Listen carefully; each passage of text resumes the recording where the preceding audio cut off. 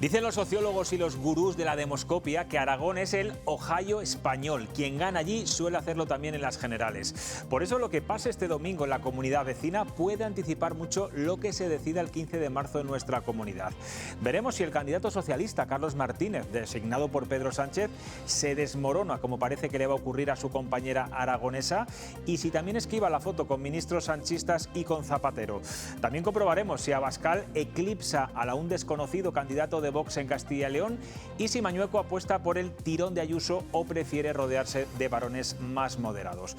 Pero lo realmente decisivo, y seguro que en eso están de acuerdo conmigo, no es quién viene o quién se ausenta en esta campaña electoral, sino qué propuestas reales, pensadas aquí y no en despachos madrileños, se ofrecen a los castellanos y leoneses para mejorar sus vidas. Desde este lunes, el foco nacional estará puesto en nuestra comunidad. Habrá que aprovecharlo. Aquí arranca Cuestión de Prioridades.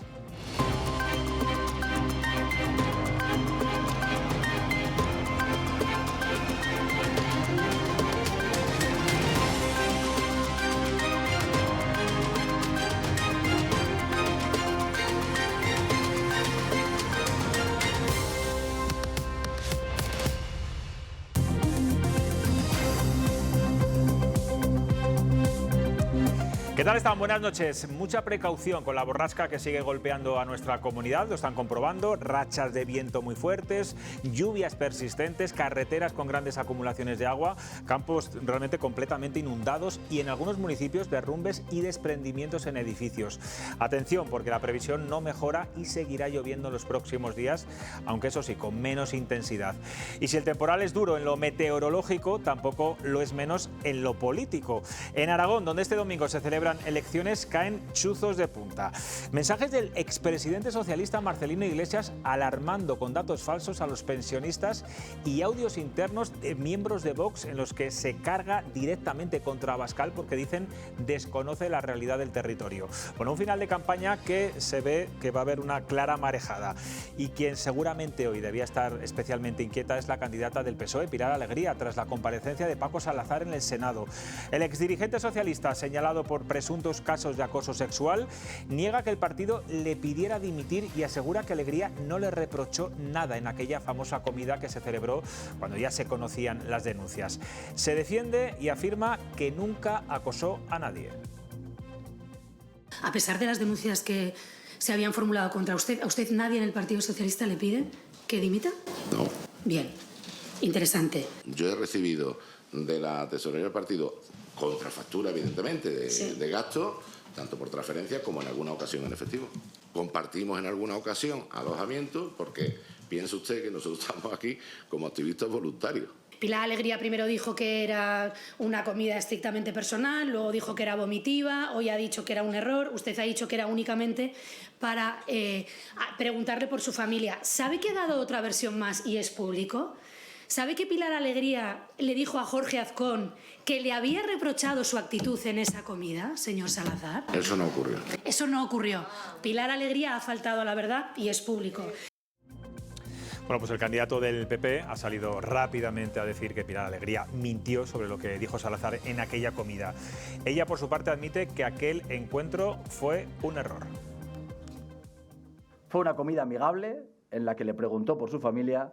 No fue una comida en la que la señora Alegría, como nos dijo, le preguntara por el acoso sexual que habíamos conocido a través de los medios de comunicación.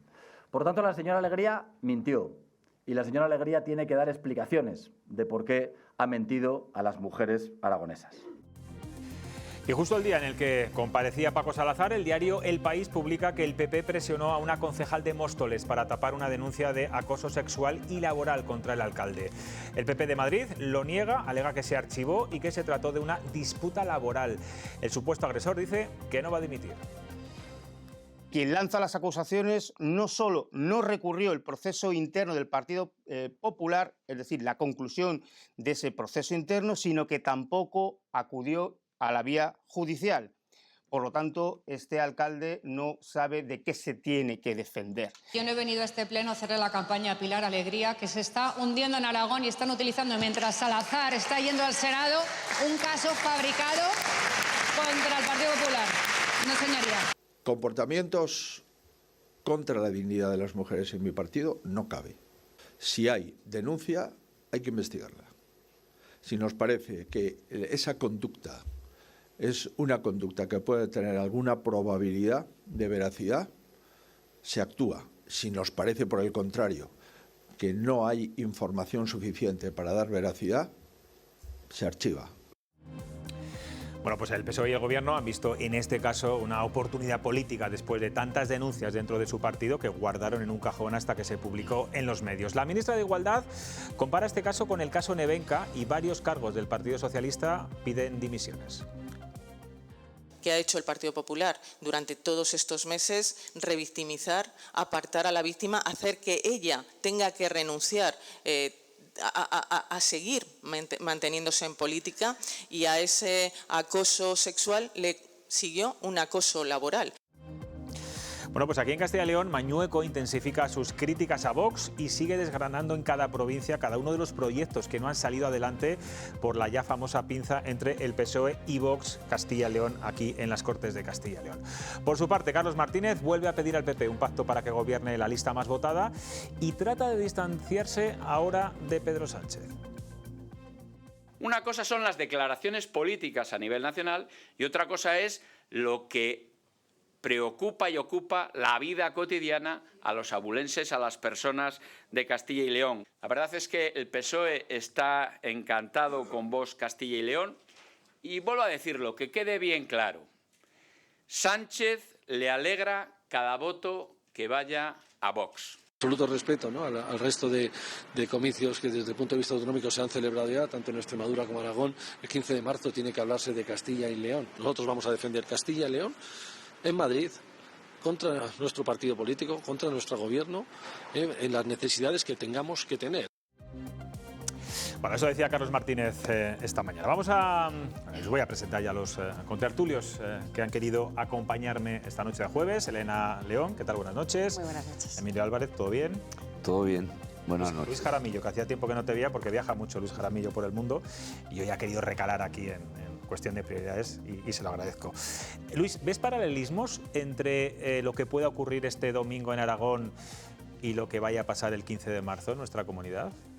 Paralelismos, no sé si hay muchos, pero tendencias seguro que las va a haber. Yo creo que la tendencia no viene con lo que ha ocurrido el domingo, sino que viene ya de muy atrás, de lo que ha ocurrido en Extremadura, lo que parece que va a ocurrir en Aragón, por lo menos si echamos un vistazo a los sondeos, que es el material del que disponemos en este momento, e incluso de las actitudes de los partidos políticos a la hora de planificar su campaña, porque lo que más nos interesa, o lo que yo creo que el elemento que más interesa o que más está moviendo la información de lo que pueda pasar en Aragón es, por un lado, el crecimiento de Vox y, por otro lado, el hundimiento, si se produce, del Partido Socialista. Y en el caso de la campaña del Partido Socialista, lo que estamos viendo en los últimos tiempos es un exceso de nerviosismo que pone de manifiesto, no sé si que se creen las encuestas o que tienen encuestas o trackings internos que no son tan buenos, porque están acudiendo a métodos que sinceramente yo creo que no tienen demasiado rédito, pero sí transmiten ese nerviosismo. ¿Te refieres a los audios? Me refiero a los audios, me refiero a la cadena de WhatsApps, etcétera, etcétera. ¿Qué puede pasar en Castilla y León? Pues a partir del próximo lunes, ya con la visita de Abascal a Castilla y León, que lo vamos a tener aquí hasta en la sopa, sin duda de ningún tipo, veremos a ver qué es lo que se va apuntando a lo largo de los 2 meses que nos quedan hasta las elecciones. ¿Hay preocupación en tu partido, Emilio, por esa posible debacle, ese hundimiento del Partido Socialista que hemos visto en Aragón, que las encuestas también reflejan en el caso de Aragón? Vamos a ver, en Castilla y León yo creo ver unas diferencias bastante importantes con el tema de Aragón. En principio, no es un ministro el candidato, en para empezar. principio no es ministro el candidato, no ha estado expuesto a unas críticas o a una actuación que le han podido generar críticas, como es el caso de Aragón o como era el caso también de Extremadura, no tiene nada que ver. Estamos hablando de un candidato que viene con un prestigio enorme debido a su gestión municipal. ¿Y no crees, Emilio, que está... Claro, en Soria es conocido, desde luego, pero hay 8 provincias más, las que también le van a tener que votar o no. que está desdibujado, que su perfil es desconocido todavía. Bueno, quizá... quedan muy pocos días para las elecciones autonómicas. Claro, quizá se le ha nombrado muy tarde candidato. Debería haberse dado a lo mejor este paso antes. Pero yo creo que sí que es suficientemente conocido. En Soria, por supuesto, pero Carlos es una persona que se ha movido también por toda la comunidad, que ha tenido también una repercusión en medios de comunicación. Y ya digo que en todos los aspectos positivos, es decir, no hay, digamos, una gestión que se le pueda achacar en plan negativo.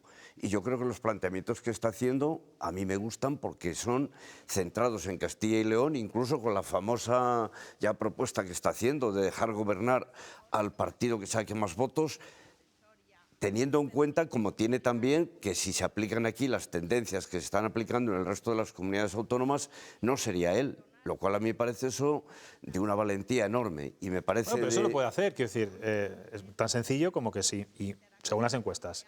Gana Alfonso Fernández Mañueco, el Partido Socialista se abstiene y gobierna la lista más votada. Claro, se supone que si está planteando eso es que lo quiere hacer. Que no solamente... Bueno, dice que tiene que firmarse, que tiene que haber una firma y un acuerdo. Sí, bueno, pero eso dicen todos. Pero él lo está muchas veces proponiendo. y luego no lo hace ninguno, ningún partido. En cualquier caso, ¿crees, Emilio, dices tú que todo lo ha hecho bien, tiene una losa bien grande, que es el sanchismo, y es Pedro Sánchez, y es el gobierno. ¿Tú crees que haría bien, como ha hecho Pilar Alegría, de no rodearse estos días, no hacerse fotos con ministros, que Zapatero no se le ocurra venir a su tierra? Bueno, yo siempre he sido partidario, pero no en este caso, sino siempre, que en la comunidad autónoma, en el ayuntamiento, debe ser el candidato y la gente que se vaya a dedicar a la gestión diaria quien dé la cara y que no se necesitan esas ayudas externas de primeros espadas o figuras importantes de Madrid. Bueno, pero eso ayuda, a veces ayuda. Pero eso a mí no me parecería que sea una estrategia de él para evitar que aparezca Pedro Sánchez por aquí. Yo creo que no le va a perjudicar en absoluto, incluso si viene Pedro Sánchez o viene algún otro ministro, porque yo creo que él tiene la personalidad suficiente y el arraigo suficiente ya aquí en esta tierra como para que los ciudadanos le vean a él como alguien que se preocupa. Yo solo pongo el ejemplo de Pilar Alegría, que no ha habido ministros por ahí cerca de ella. Óscar Puente sí vendrá, es ministro de la Tierra y todo el mundo y en el propio partido dan por hecho que es el valedor, es el valedor número uno. No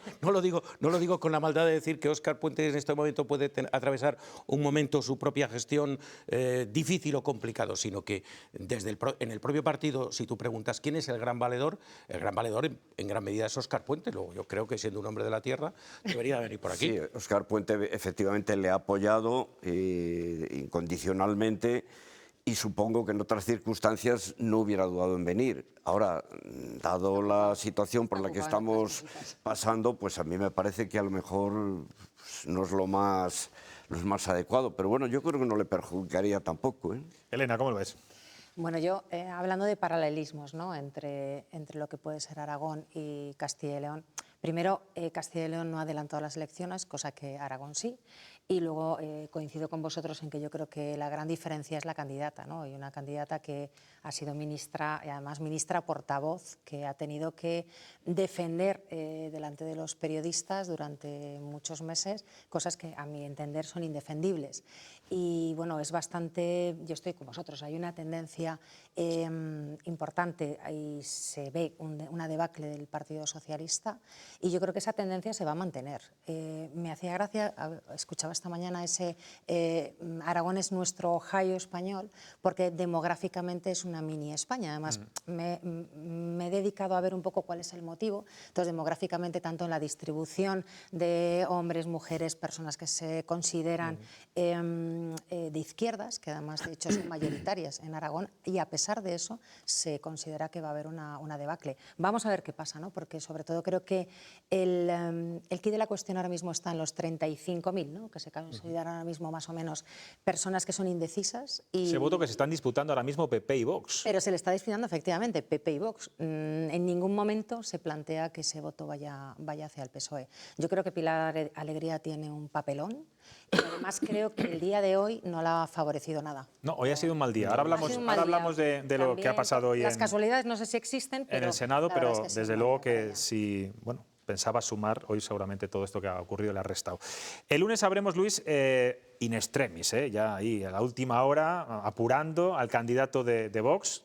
Bueno, yo creo que va a venir Abascal a anunciarlo en Ávila. Lo va a anunciar en Ávila, no sé si en Ávila precisamente por esa crisis interna que han tenido y varias dimisiones dentro de Vox Ávila, precisamente por las listas autonómicas. Bueno, el caso es que lo hacen a última hora.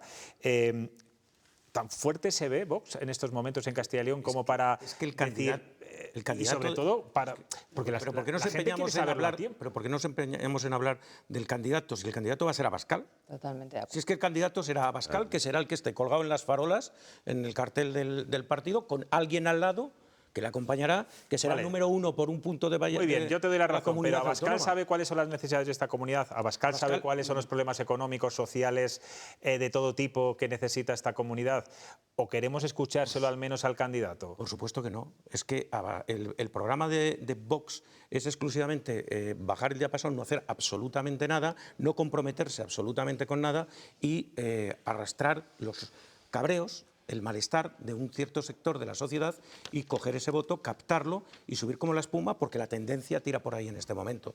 Yo, sinceramente, hasta ahora no le he escuchado a Vox ni una sola propuesta seria para esta comunidad si nos sacamos del tema de la inmigración. Bueno, pues son ideas generales y de país, digamos. Y de país, pero no de comunidad autónoma. Es que Vox, yo coincido plenamente contigo, Vox al final tiene como 3 mantras, ¿no? Que es la inmigración, el feminismo y el cambio climático. Y con esos 3 mantras generales, que además no tienen nada que ver con la gestión de una comunidad autónoma. Una comunidad autónoma se dedica precisamente a gestionar los servicios sociales, los servicios públicos, a apoyar a las diputaciones y nada tiene que ver con lo que es un gobierno de una comunidad. Pero también coincido con vosotros o con el caso con Luis, que dice que el candidato va a ser Abascal. Está enlazando una comunidad autónoma, unas elecciones autonómicas con otras, y el lunes será el candidato con alguien que le acompañe. Y el día 16 dejará de serlo. Y el día 16 dejará de serlo, ¿no? Y el día 16 pues pasaremos a las andaluzas, que son las siguientes. Fíjate, pero es que ese es el sistema y les funciona. En el Confidencial, en el día de hoy, lo estuve leyendo esta tarde y me llamó poderosamente la atención porque creo que es de una clarividencia extrema. Vox se presenta como un partido virginal sin mácula, no ha gestionado nada, no ha gobernado nada, no ha resuelto nada y no propone nada viable, conservando solo una vaporosa naturaleza política de mera experiencia. Claro, pero el voto del cabreo, quiero decir, siempre es la crítica. Ya está. Ya está. Es que esa es la situación. Coincido totalmente con lo que acaba de leer Luis de Zarzalejos. Es que ha definido a Vox, pero perfectamente. O sea, no se han comprometido a nada y no tienen propuestas de nada, absolutamente de nada. Y sencillamente está recogiendo esa tendencia, esa intención de voto de jóvenes mayoritariamente, parece ser, que no le exigen, al parecer, nada. Sino que sencillamente... Pero es por eso, porque es voto de cabreo. Criticar es fácil, o sea, quiero decir, criticar es, bueno, pues al final que se critica a izquierda, se critica a derecha, se critica todo y se recoge ese malestar, ¿no? Que hay, sobre todo a nivel nacional. Lo que parece un sinsentido, y de esto me temo que tendremos que hablar bastante después del 15M, es que en el momento en que tenga que hacer la negociación un espectro político, el espectro político de la izquierda o el espectro político de la derecha, el partido, que en este caso es minoritario entre los dos que están llamados a sumar, por lo menos ya lo están en Extremadura, veremos lo que pasa en Aragón y veremos lo que pasa en Castilla y León, resulta que el partido minoritario no facilite absolutamente nada porque no quiere negociar, quiere someter. Y entonces, y el otro partido se resiente al sometimiento. Eso no es porque quieras hacer unas políticas comunes, sino porque lo que quieres es suplantar al otro en un momento determinado. Claro. Entonces, nada mejor que esquinarlos, que llevarlos contra un imposible y enfrentarte contra cualquier tipo de cosa que suceda en la comunidad. Que está ocurriendo en Extremadura. Sí, veremos si no hay repetición electoral. Claro. Está ocurriendo en Extremadura y veremos qué pasa en Entiendo Aragón. que las eviten ambos partidos, pero es verdad que lo que está haciendo Vox allí es eso, intentar imponer absolutamente todo. Y aquí la negociación es ceder. Y aquí, si tiene ocasión, lo vamos a comprobar, porque aquí además por lo menos lo que yo pienso, creo que habrá un cierto aire de venganza. Sí. Por lo que pasó.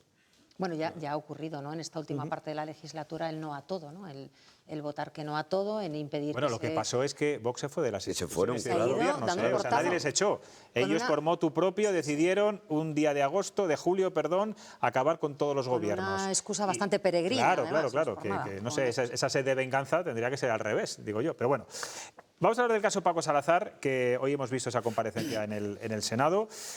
Decía antes muy bien Elena que flaco favor le ha hecho también a la candidata a Pilar Alegría, diciendo que en aquella comida, famosa comida, que con fotografía incluida, una vez que ya sabíamos las denuncias de acoso sexual que se habían presentado por la vía oficial, por la vía interna del Partido Socialista, bueno, pues Pilar Alegría se reunió con él, comió con él, y ella siempre dijo que le había reprochado esas posibles actitudes machistas y esos posibles casos de acoso sexual. Él hoy lo ha negado, Elena, ha dicho que en esa comida fue amigable, que hablaron de la familia y que en ningún momento hubo ningún reproche.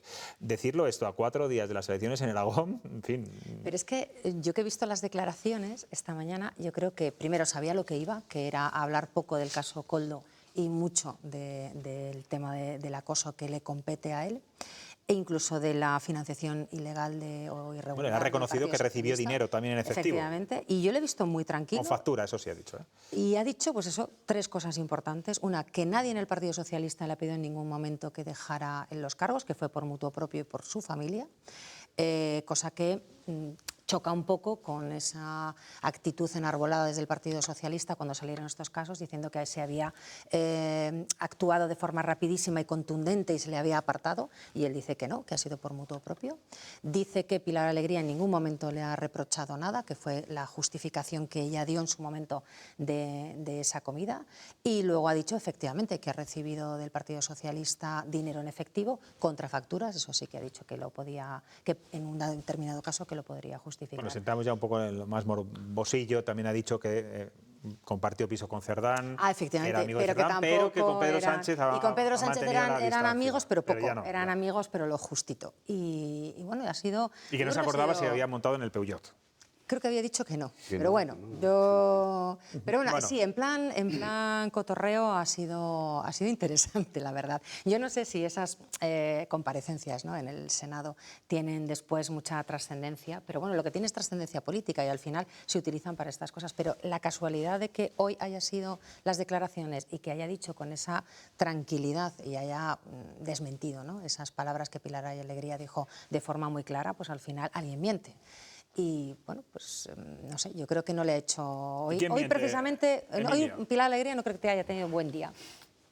Sí, evidentemente no ha sido buen día para Pilar Alegría, pero yo no creo, Elena, en las casualidades. O sea, va a declarar hoy en plena campaña, al final de la campaña, al Senado, porque las declaraciones en el Senado están controladas, vamos, las comisiones están controladas por el Partido Popular. Pero las palabras las ha dicho él, ¿eh? No, me refiero... Nadie le ha puesto una pistola en la cabeza. Pero me refiero a la oportunidad de que vaya hoy. Es decir, no es casualidad... Ninguna duda de que vaya hoy precisamente. Bueno, pero podía haber dicho que efectivamente que Pilar Alegría le había echado una bronca tremenda, porque... eso está claro. Bueno, por esa misma regla de 3, el otro día fue al Senado, al Congreso, perdón, Feijóo, para declarar por el caso de la Dana, cuando él no tuvo ningún tipo de responsabilidad en la Dana, pero bueno, que también se ha utilizado en ambos partidos políticamente en esta semana electoral. Estas comisiones, que sirven las comisiones. Estas comisiones de investigación, yo siempre he estado en contra de ellas. Es que no tienen... Si funcionaran bien y si sirvieran para algo y para investigar, de verdad, ahora si se utiliza como bueno, pues argumento político, oportunismo político, claro. Claro, si es que las comisiones estas siempre darán la razón a quien tenga la mayoría en cualquiera de las cámaras. Y no se pretende, como se está viendo ahora, no se está pretendiendo llegar a descubrir la verdad.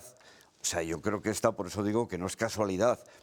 Creo que estaba totalmente programado para que fuera hoy, para que fuera en campaña electoral, porque sabía... ¿Estás de acuerdo conmigo en que Paco Salazar hoy parecía que iba con el Partido Popular en las elecciones, en vez de con Pilar Alegría? Porque les ha hecho 3 grandísimos favores. Sí, pero... Con sus declaraciones, que además lo ha dicho contundentemente y de forma, vamos, muy clara. Es más, ha dicho que él ha sido muy respetuoso con sus compañeras y que siempre las ha tratado de forma muy respetuosa y como mujeres y como trabajadoras. Hombre, Si sales con un compañero que sale del cuarto de baño y se sube el pantalón delante de tu cara, pues yo no sé si eso es... Se lo baja, se lo baja. Sí, no, no. Sube el pantalón, se baja la cremallera, o sea... Sabiendo que, que más o menos algo de esto iba a pasar, porque yo tampoco creo en las casualidades, lo tengo clarísimo. No creo que esto haya sido el azar el que haya llevado a la comparecencia hoy de Paco Salazar, ni creo que hoy sea azar que el País publique en portada una situación del Partido Popular que es sin duda comprometida para el partido.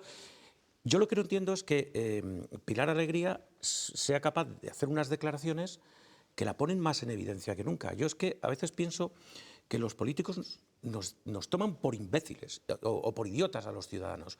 Porque si cualquiera de los que estamos aquí, que nos vemos de vez en cuando, porque nos vemos de vez en cuando, ni siquiera trabajamos en el mismo ambiente, nos tomamos un café, es que vamos a hablar de actualidad política.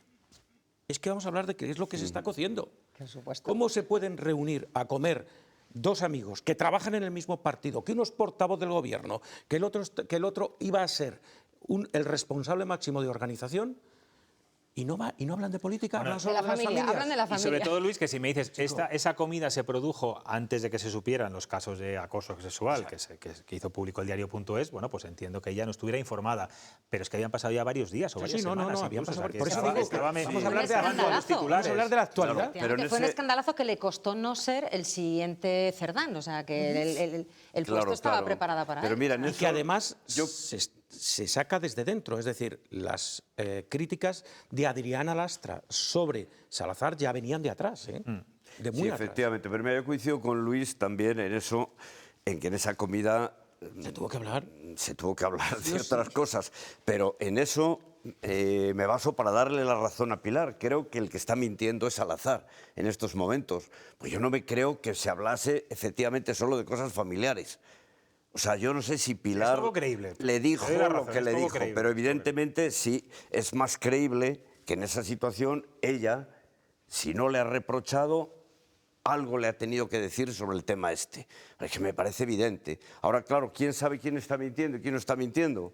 Pues es que es la palabra de uno contra la de otro. Bueno, a veces los políticos lo que hacéis, es ciertas cosas me interesan, esto me lo creo, esto no me interesa, no me lo creo. En el caso de Salazar, Paco Salazar, no nos creemos que niegue que hubo acoso, pero sí nos creemos que no le dijera Pilar Alegría lo contrario. Bueno, no lo sé. Vamos a hablar de otro caso que hemos conocido hoy, el caso Móstoles, me lo acabo de inventar, no sé si se puede llamar caso Móstoles.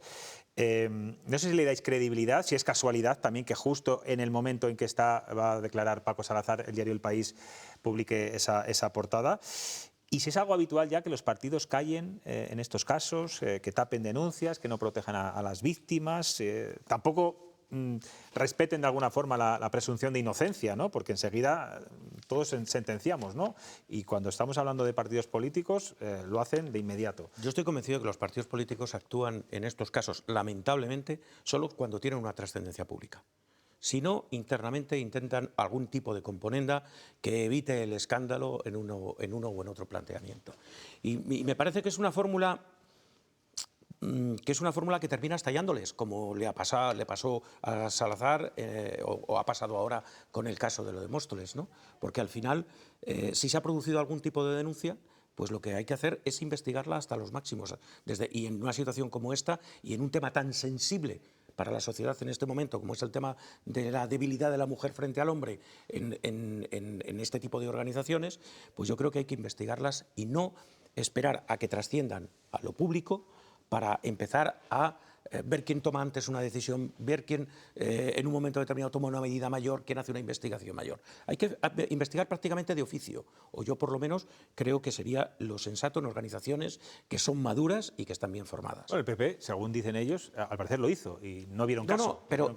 No hablo en caso concreto del PP porque creo que la misma presunción de inocencia que se tiene que aplicar y que pedía Ana Redondo hoy para Francisco Salazar, la misma presunción de inocencia hay que pedírsela para el alcalde de Móstoles, que ellos no se la han concedido. Incluso para otra persona muy conocida de este país, para Julio Iglesias, al que no se ha respetado tampoco, y hubo ministros que ese mismo día salieron también casi, no a condenar, pero parecido, entre ellos Ana Redondo.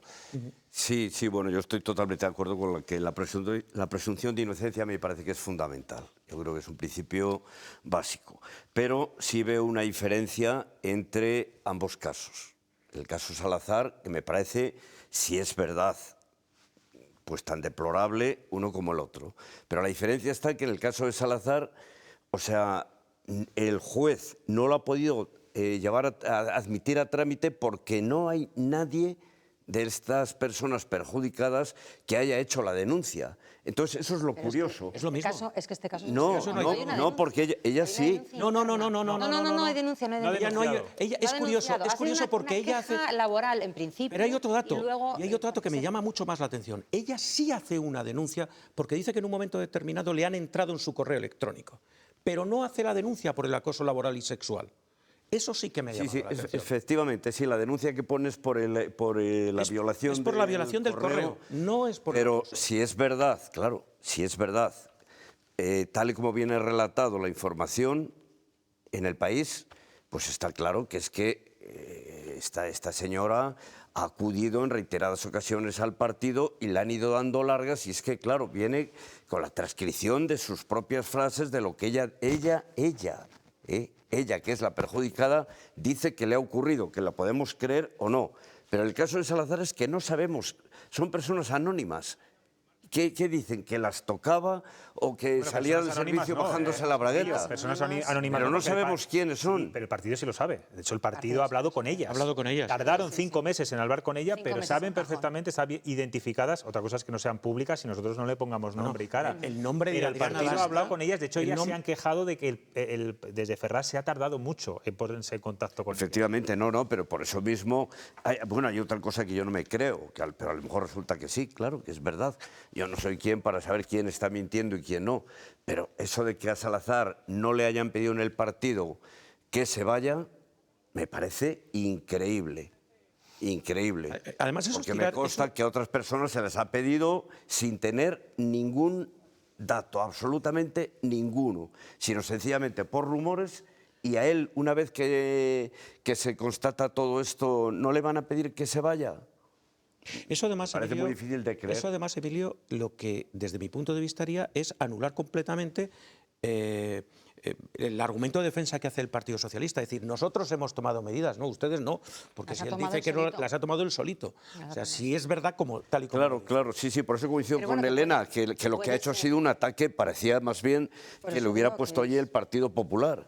Por eso, pero no sé si puede ser una venganza porque le han apartado, pero bueno, eso es lo que ha dicho. O sea, yo no voy a interpretar al final, pero es lo que ha dicho. Pero coincido con Luis en que yo creo que todo este tipo de denuncias de acoso, que son muy feas, yo no creo que nadie haga una denuncia por acoso de forma falsa, además de forma interna, que lo que se busca es una investigación o, bueno, pues mujeres que lo están pasando mal. Entonces, al final es que, volvemos a lo mismo, o sea, una verdad silenciada busca su venganza. Sí, claro. Pasó con Íñigo Errejón, ha pasado con el caso de Salazar, no sé lo que pasará en este caso del Partido Popular, porque la verdad es que es de hoy prácticamente. Al final todo sale, todo sale. ¿Por qué insistimos en tapar algo que tarde o temprano va a salir, y además en el momento más inoportuno y de la forma más dañina, cuando las cosas, si se hacen bien desde el principio, yo creo que tienen mucha mejor solución? Y sobre todo para las víctimas, que son las que denuncian para ser protegidas por la organización que debe protegerlas, no un periodista porque saque en un momento determinado esa información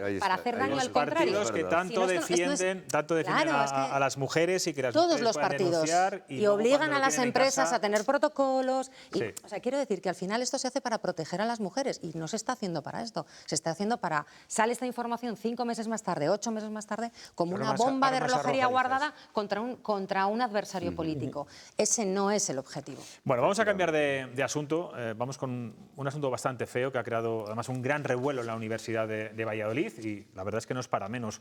Un profesor soriano de esta institución académica justificó hace 2 años en sus redes sociales, el crimen del joven Sergio Delgado, asesinado en Burgos en 2024 por otro al propinarle un puñetazo por decir que era de Valladolid, según testigos presenciales. Es un caso que ahora mismo se está juzgando estos días en la audiencia de Burgos.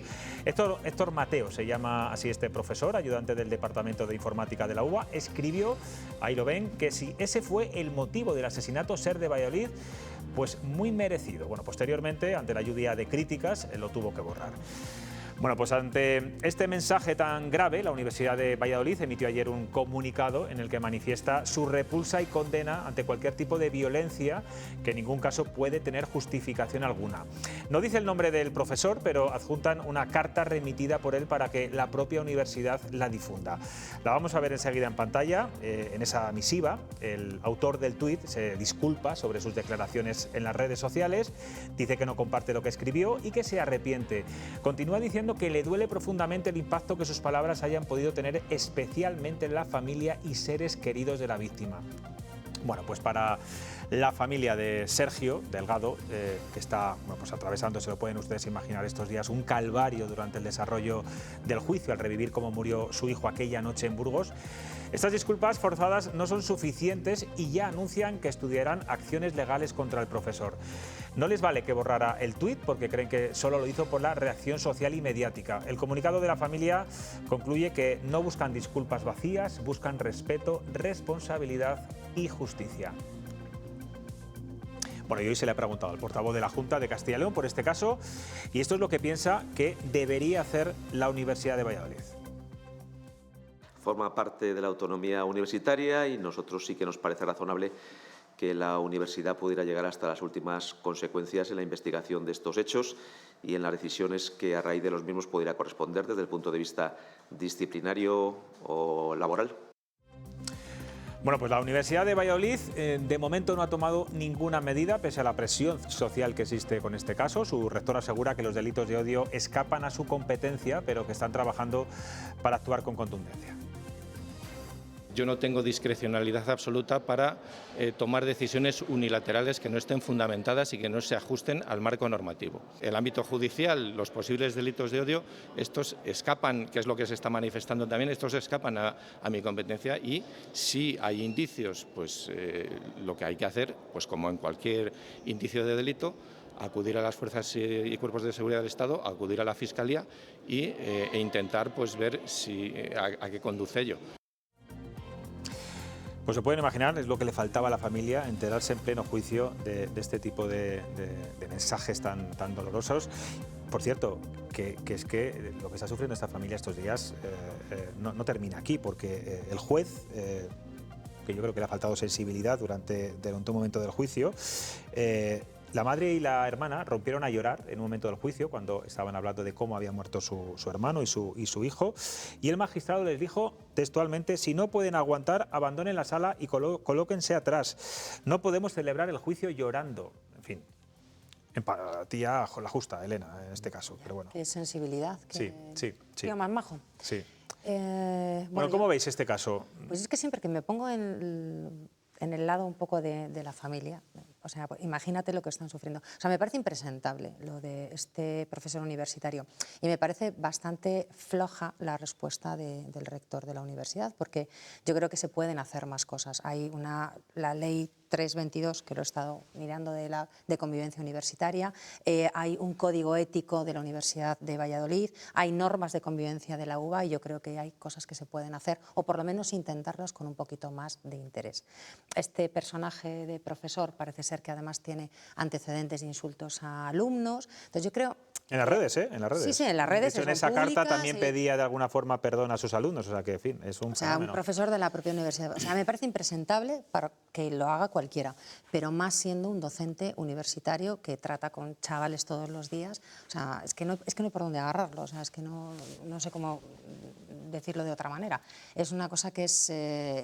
Con este tipo de actitudes y con este tipo de gente ocurren, bueno, pues cosas como lo que pasó, ¿no? Ese desgraciado incidente del que el chaval que ha matado a este chico de Valladolid en Burgos en esa pelea absurda ha reiterado muchas veces que no era su intención, evidentemente, le has dado un golpe mal dado, pero claro, ha fallecido una persona. O sea, este tipo de estupideces, de te doy un puñetazo porque eres de Valladolid, un profesor universitario que dice, pues qué bien, o sea, de Valladolid, de Burgos, de porque eres alto, porque eres bajo. Luego decimos que a los chavales de 16 años o menores hay que quitarles el móvil o hay que quitarles las redes sociales porque no saben comportarse y a lo mejor aquí estamos hablando de adultos. Algún adulto a lo mejor también. Y Luis, no solamente el móvil. Emilio, ¿creéis que la universidad ha actuado o está actuando tarde? ¿Podía haber hecho antes algo más contundente? Sí, yo desde luego creo que sí. Y lo primero que quiero decir es que me cuesta mucho de verdad entender que un profesor o un individuo que tiene una formación universitaria, que está dando clase en la universidad, que está formando alumnos, puede hacer comentarios como estos en una red social con esas, no voy a decir lágrimas de cocodrilo, de arrepentimiento, que lo mismo le ha llegado y es verdad que así lo expresa. No era así al día siguiente del comienzo del juicio, que alguien le recordaba que había puesto ese tuit y todavía hacía una cierta broma de joder, hermano, que han pasado 2 años desde esta cagada. O sea, quiero decir que era un personaje que, sin duda alguna, utilizaba las redes sociales para sus desahogos más primarios, que son realmente lamentables. Creo que la universidad, efectivamente, ha actuado tarde, porque la universidad conocía desde primeros desde el mes de diciembre, conocía, porque a los alumnos en buena medida se le habían transmitido al responsable de la Escuela de Ingeniería, que estaba haciendo esos comentarios en las redes sociales, y posteriormente, como se veía que no se tomaban medidas, se volvió a sacar el tuit famoso, lamentablemente famoso. O sea, que fueron los alumnos los que alertaron a la propia universidad. Y lo que realmente a la universidad la pone en jaque es la publicación por parte del diario El Mundo de estos hechos, de este tuit. El profesor es un empleado público y, por tanto, hay un estatuto básico del empleado público y hay un código de conducta a los que la universidad se puede acoger para abrir una investigación, previa labor investigadora y una labor de inspección correspondiente, y decidir si puede tener lugar una sanción, puede tener lugar la apertura de un expediente mucho más amplio, etcétera, etcétera. Ya sabemos que desde el punto de vista penal no lo tiene. No, claro. Eso tendrá que decidirlo la justicia. Si los padres ahora de este chaval, que desgraciadamente murió en Burgos, deciden llevarlo a los tribunales dirán si hay delito de odio o no hay delito de odio. Pero la universidad debería haber actuado. Y solamente hemos visto actuación, más allá de alguna reprimenda de carácter interno, que sí que debería haber, ahora que el tema ha saltado a la luz pública. Y vuelvo a lo que hablábamos antes de los partidos políticos. Hay que actuar antes, no hay que esperar a que los temas sean públicos para empezar a ponerle solución a los asuntos. Emili, es que claro, hay que tener mucho cuidado también cuando trabajamos en ciertos lugares, hasta qué punto nuestras opiniones públicas en las redes sociales pueden traer consecuencias, pero negativas para ti y para la propia institución a la que representas, porque claro, esto es un problema muy gordo para la Universidad de Valladolid. Además, la universidad puede actuar cuando hay un delito flagrante o cuando hay un daño reputacional. Y yo creo que esto es evidente. Hombre, yo creo que sí. Hace un daño reputacional. Aquí lo ha habido. Para la propia institución también. Claro, yo también pienso que la universidad debería haber hecho algo. Estoy de acuerdo con el rector en que ellos no son quien para decir si es un delito de odio o no, que eso ya, pues lógicamente tiene que ser la fiscalía quien lo decida. Pero a mí me parece que algo en el código ético, yo sé que tienen un código ético en la universidad, no lo conozco en profundidad para saber si está contemplado este tipo de actuaciones, pero me imagino que algo debe haber sobre esto, porque estamos hablando de algo que a mí me parece muy grave. Porque como profesor que he sido también, me parece increíble y totalmente intolerable que un profesor pueda hacer ese comentario. Bien sea en las redes, bien sea en su clase, donde sea. Estamos hablando de una figura que se supone que tiene que tener una ejemplaridad. O sea, sobre todo que si la Universidad de Valladolid tiene algún tipo de potestad, o yo no sé hasta dónde llega su autonomía para hacer algo, lo que sea lo máximo, que lo haga ya. O sea, que no tarde más tiempo. Que la familia tuvo ayer que sufrir, anteayer, la presión social que está habiendo es tremenda. Yo creo que la Universidad de Valladolid, desde un punto de vista casi de la comunicación, debería actuar de forma diligente y cuanto antes. Bueno, nos vamos a ir a publicidad. A la vuelta vamos a cambiar totalmente de asunto, vamos a hablar de Mercosur, vamos a hablar de la PAC, vamos a hablar de remolacha con el presidente de Accor.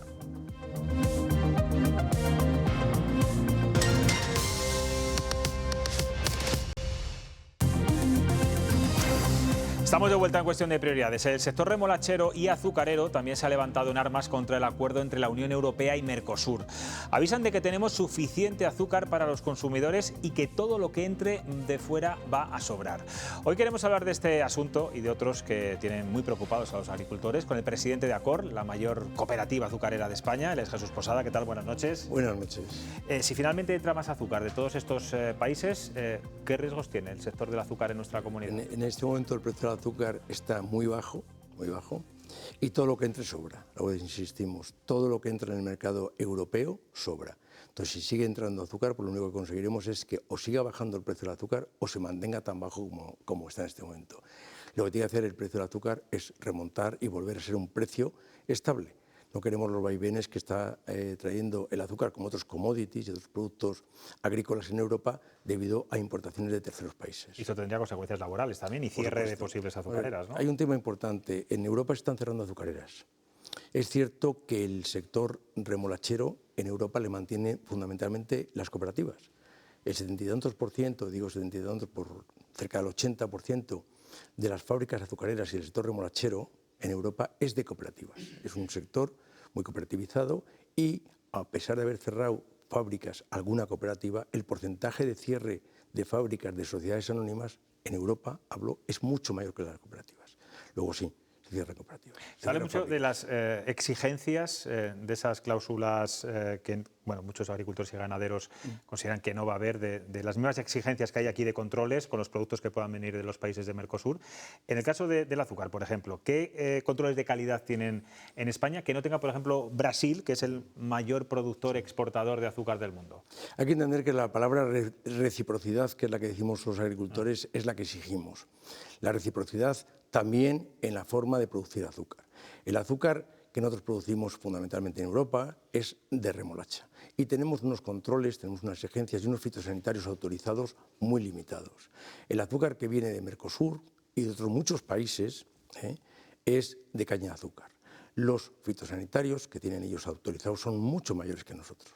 El otro día oía que el 80% de los fitosanitarios que tiene Brasil, fundamentalmente insecticidas, están prohibidos en la Unión Europea. Son diferentes armas. Nosotros queremos reciprocidad, fundamentalmente. Y en el sector del azúcar es exactamente lo mismo.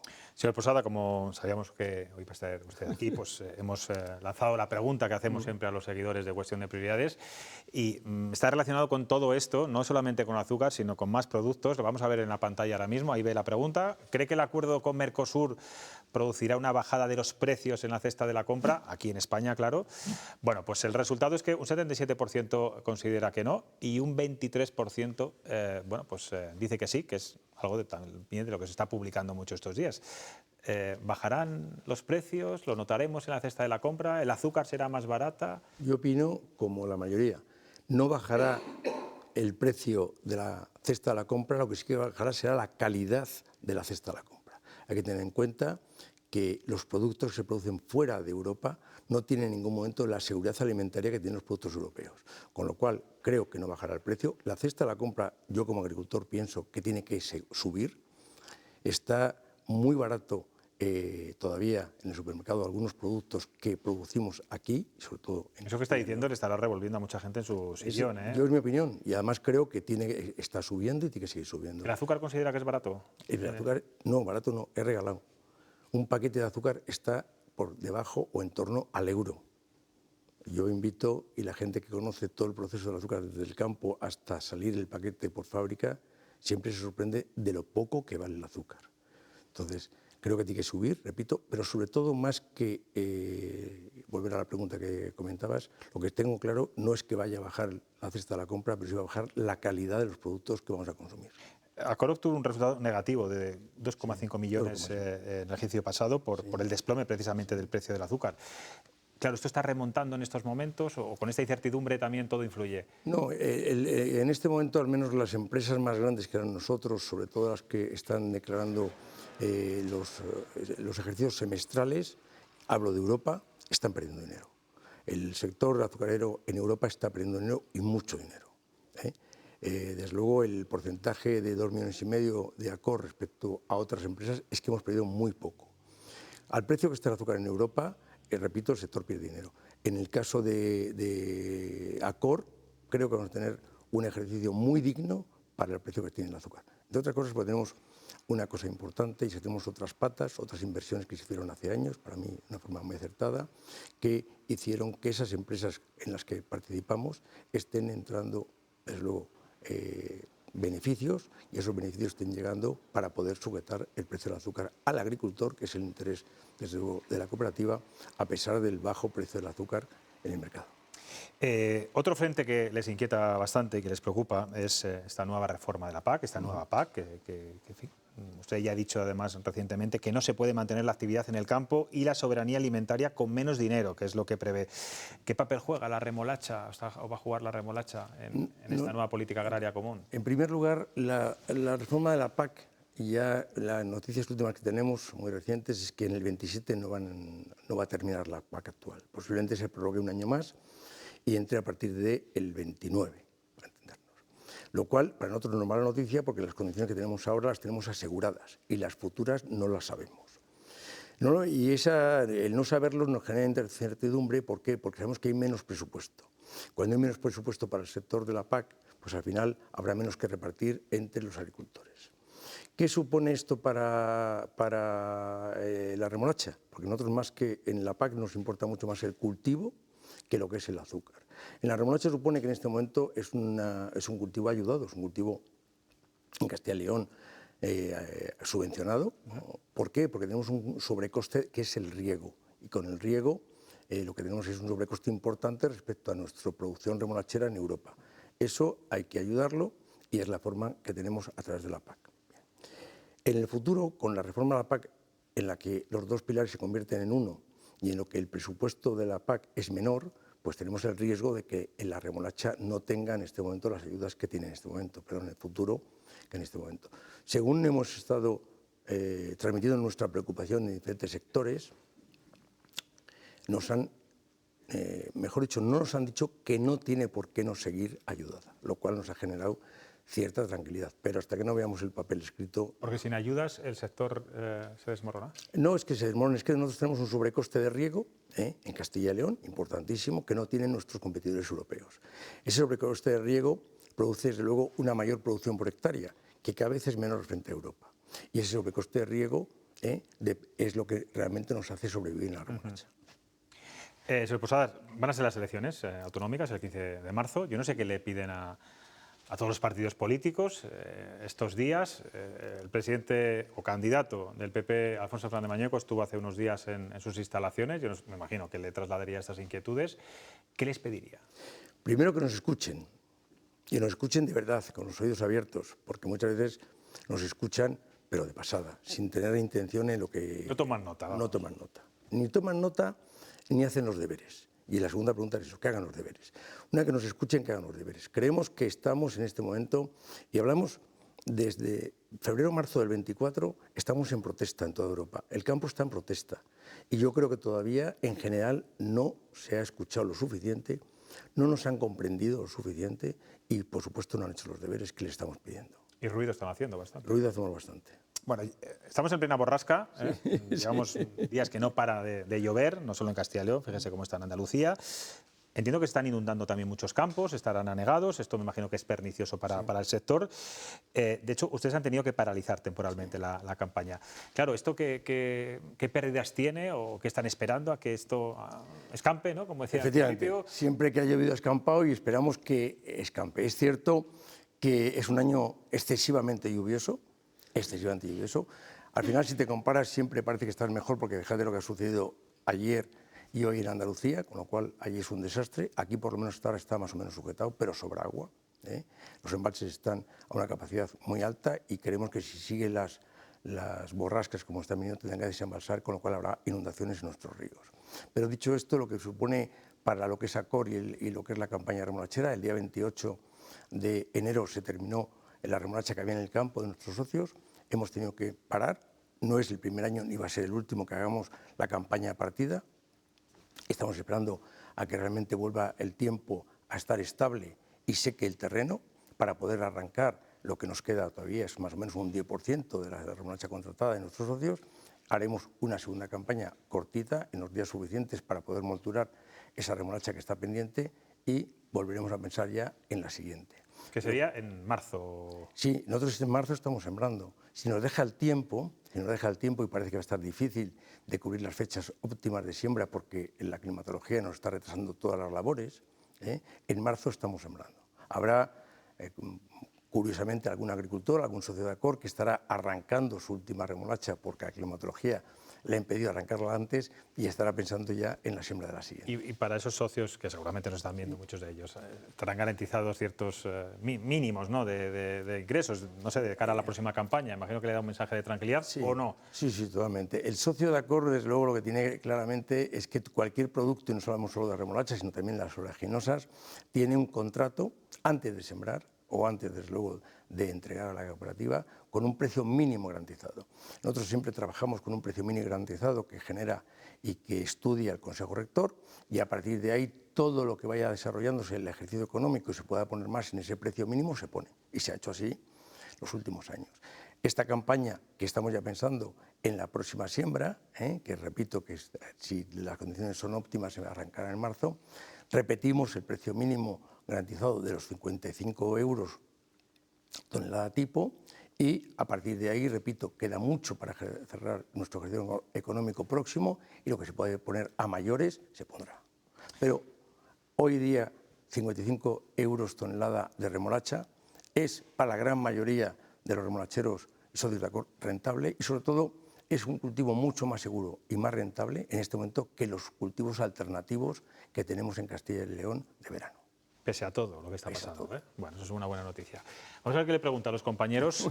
Elena sabe mucho de agricultura, o sea que... Muy buenas noches. Muy buenas noches.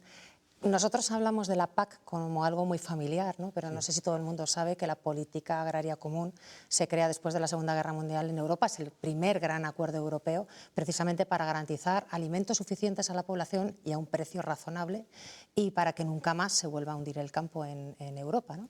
Y yo creo que el acuerdo de Mercosur choca un poco con esa filosofía original que tenía la PAC, porque realmente yo creo que se está utilizando el campo y los productos agrarios, agroalimentarios, como moneda de cambio para poder exportar quizá bienes de alta tecnología, automóviles. Y yo creo que se está un poco desvirtuando esa filosofía que tenía la PAC. Entonces, por una parte, si opinas lo mismo, si crees que este acuerdo de Mercosur hace pagar al campo por otro tipo de productos, y yo creo que lo hemos comentado millones de veces, que el quid de la cuestión aquí está en la reciprocidad. En el caso concretamente del azúcar, como el origen, como has comentado, es a través de la remolacha, y en Sudamérica es con la caña azucarera, sería técnicamente factible esa reciprocidad, porque claro, son dos cultivos totalmente diferentes, entonces, sobre todo el uso de pesticidas, de sistemas de cultivo, si eso podría llegar a ser realmente factible. En primer lugar, estoy totalmente de acuerdo contigo. La PAC se desvirtúa, los acuerdos de Mercosur desvirtúan el origen de la PAC. La PAC no deja de ser una garantía de alimentación para el ciudadano europeo, no deja de ser una garantía de desarrollo rural, no deja de ser, al final, unos pagos compensatorios al agricultor, pagos compensatorios para producir en condiciones óptimas para el ciudadano europeo. Con Mercosur se desvirtúan totalmente porque la reciprocidad no existe. En segundo lugar, la posibilidad de producir en Mercosur en las condiciones europeas es que no quieren. Hay que entender que el presidente de Paraguay ha sido el primero que ha dicho que ellos no están dispuestos a cumplir las normativas europeas porque dejan de ser tan rentables como son en este momento. Entonces, lo primero es que ellos no están ni en condiciones, creo, ni en interés de producir con las condiciones tan exigentes como producimos en Europa. Otro ejemplo es que en Brasil, el mismo, no sé si ha sido en este momento el ministerio, pero sí un alto representante del gobierno brasileño, dice que ellos no tienen capacidad de controlar si la carne está hormonada o no. Aquí hablamos de dejar de hormonar hace muchos años y tenemos una carne de primerísima calidad, y en Castilla y León en particular lo podemos comprobar día a día. Entonces es que no solo no quieren, sino que tampoco tienen capacidad. No va a entrar el producto por mucho que firmemos controles de salvaguardia, cláusulas y esto en las condiciones realmente que producimos en Europa. Emilio. Sí. Buenas tardes. Buenas tardes. Noches, ¿no? Noches, a estas horas noches, ya. A ver, yo creo que el acuerdo con Mercosur tiene muchas posibilidades de que siga para adelante. Yo he leído que hay unas salvaguardas específicas para el azúcar. Bueno, y digo que salga para adelante porque estamos hablando de crear un mercado de más de 700 millones de consumidores, estamos hablando de supresión del 90% de los aranceles, de ventajas para el vino, el aceite de oliva, para toda la industria en general. Por eso yo creo que hay una probabilidad muy elevada de que salga para adelante. Entonces, dado que a mí me han dicho que hay unas salvaguardas específicas para el azúcar, lo que le quería preguntar es si las consideran, que me imagino que sí, insuficientes totalmente, y qué otras salvaguardas se podrían poner para que el sector del azúcar no saliera perjudicado con este acuerdo en caso de que siga para adelante. En primer lugar, coincido luego contigo, Emilio, en que el acuerdo de Mercosur va a salir adelante. O sea, ¿no confía nada en el Tribunal de Justicia Europeo? No, porque es que hay que tener en cuenta que el acuerdo de Mercosur está firmado ya por la Comisión. Quien tenía capacidad de veto para el acuerdo de Mercosur realmente eran los gobiernos. Francia y otros cuantos países se han opuesto. Italia era el que sumaba la mayoría para poder vetarlo. Italia cedió en una salvaguarda del 8% al 5%, y a partir de ahí la mayoría reforzada que se necesitaba se ha tenido y se ha firmado. Ese es el acuerdo. A partir de ahí podemos poner palos en la rueda, como se ha puesto a través del informe jurídico para el Parlamento Europeo. Pero hay que tener en cuenta que lo que es el acuerdo de Mercosur en una parte económica de comercio puede ejecutarse en el momento que uno de los países de Mercosur le active. Después del Parlamento Europeo también tiene el Parlamento de cada país de aprobarle. Pero eso no quiere decir que no se active en parte del acuerdo y que, por ejemplo, creo recordar que uno de los acuerdos que se hizo con Canadá se tardó 12 años en que firmase el último.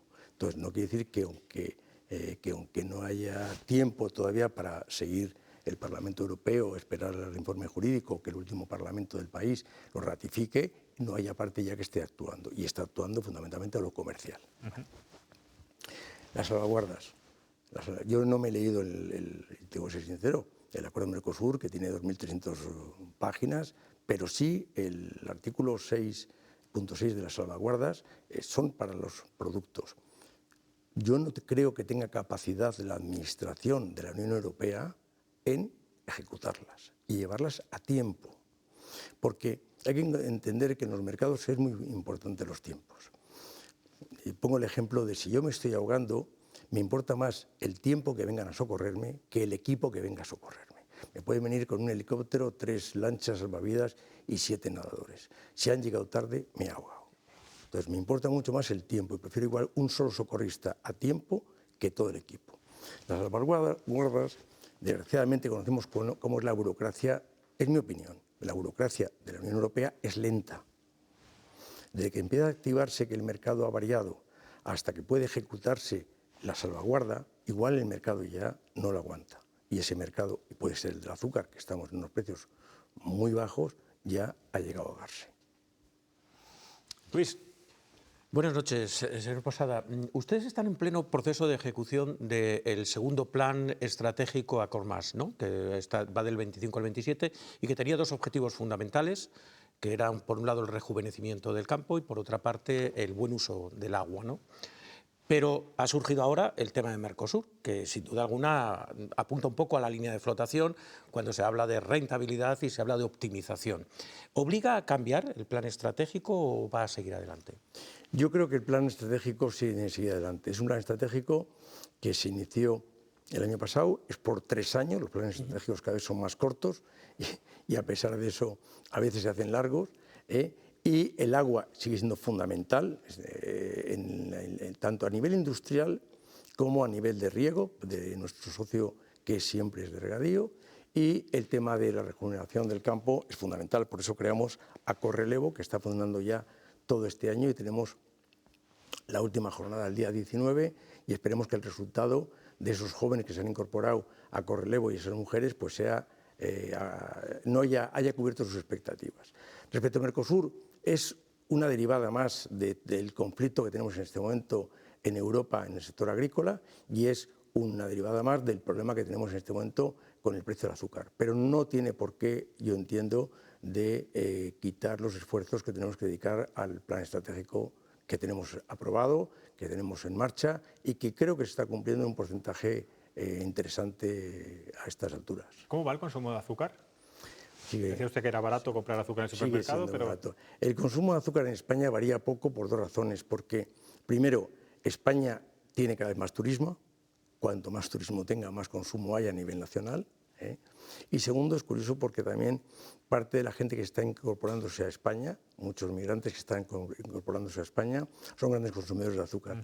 ¿Eh? Entonces, el consumo medio por habitante año se sigue manteniendo entre 26 y 27 kilos anuales y varía poco todavía. Hacen más postres que nosotros. Hacen más postres. Son más dulces, son más dulces que nosotros. Pues Jesús Posada, presidente de Acord, gracias por estar aquí. Muchísimas gracias a todos ustedes. Me voy a marchar ya, compañeros, porque voy a hablar con Chema Nieto en un ratito. Así que Luis, Emilio, Elena, buen fin de semana. Buen fin de semana. Voy a charlar con Chema.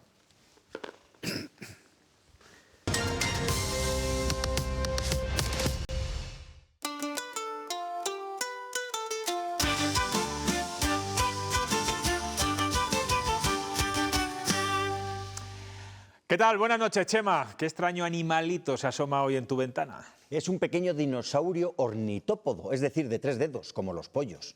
La novedad es que es el dinosaurio más pequeño conocido, del tamaño de un gato, y ha sido descubierto en la Sierra Burgalesa de la Demanda, concretamente en Villanueva de Carazo.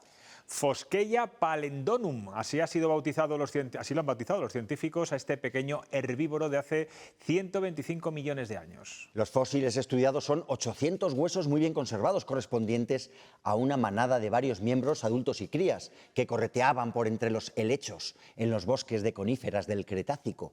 Es evocador pensar lo agradable que era el clima en Burgos por aquel entonces. Bueno, más que ahora, si la temperatura media en enero en la Sierra de la Demanda es de 0 grados, en el Cretácico sería más o menos de unos 20 grados. Fíjate qué maravilla, no había hielo ni en los polos. Qué fantasía vivir con un clima tropical en Castilla y León, asando al fuego un Fosqueia pallendonum que debería tener de una carne blanca tiernísima. Bueno, no sería tan idílico, Chema. Pero ahora vivimos una época de cambios climáticos con heladas feroces, inundaciones y olas de calor que no resisten ni las vías del ferrocarril, que lo ha dicho Óscar Puente. Te recuerdo que en el Cretácico tampoco había trenes. Y se ahorraban disgustos. Esta semana los palentinos se han manifestado para protestar por las pantallas acústicas que Adif pretende instalar en la ciudad del Carrión. La manifestación contaba con el apoyo de todos los grupos municipales que incluso van a acudir a los tribunales. Es que las pantallas acústicas previstas alcanzan en algunos tramos los 8 metros de altura. Casi parece que se trata de que no se pueda ver Palencia desde el tren. Adif no trata igual a unas ciudades que a otras y eso es más que evidente, lo estamos viendo. Me pregunto qué tendrán los 46.000 vecinos de San Feliu de Llobregat que no tengan los 77.000 de Palencia, que a los primeros les soterran el tren y a los segundos no. Es posible, Chema, que los dinosaurios del Llobregat sean más grandes que los de aquí de Castilla y León. Eso mismo sospecho yo. Y ya que volvemos a los dinosaurios de nuestra época, tenemos que dar un breve repaso a cómo ha sido la semana de pre-campaña. Lo más llamativo es que Vox apura los plazos para presentar a su candidato. Fíjate, aún no sabemos quién va a ser.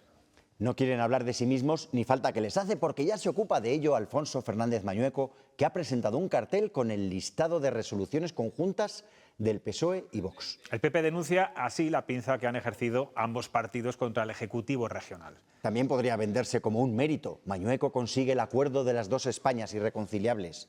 Quien sí que ha hablado de sus propuestas propias ha sido el candidato socialista Carlos Martínez. Y lo ha hecho un poco lejos, en el Comité de las Regiones, en Bruselas. Martínez nos ha sorprendido con un nuevo hallazgo. Se trata de un nuevo derecho, el derecho a quedarse. Que debe tener dotación económica, además. ¡Qué maravilla! Esto es mejor que añorar la Castilla y León tropical del periodo Cretácico. Tenemos derecho a quedarnos y, además, que nos paguen. Ya no es que te paguen por ser, sino por estar. El socialismo consiste en proponer siempre derechos nuevos, Chema. Pues yo quiero que se me reconozca el derecho a disfrutar del clima tropical del periodo Cretácico. Y anuncio públicamente que votaré al partido que me reconozca ese derecho. Tenemos derecho a que se acabe ya este invierno insoportable. Derecho a no gastar en calefacción. Tenemos derecho al sol, a la manga corta y a comer un pincho de dinosaurio al ajillo en una terracita. Castilla y León tiene derecho al buen tiempo y lo vamos a conseguir. Muy bien, bueno, pues ya estás tardando en irte a una comunidad más al sur, Chema.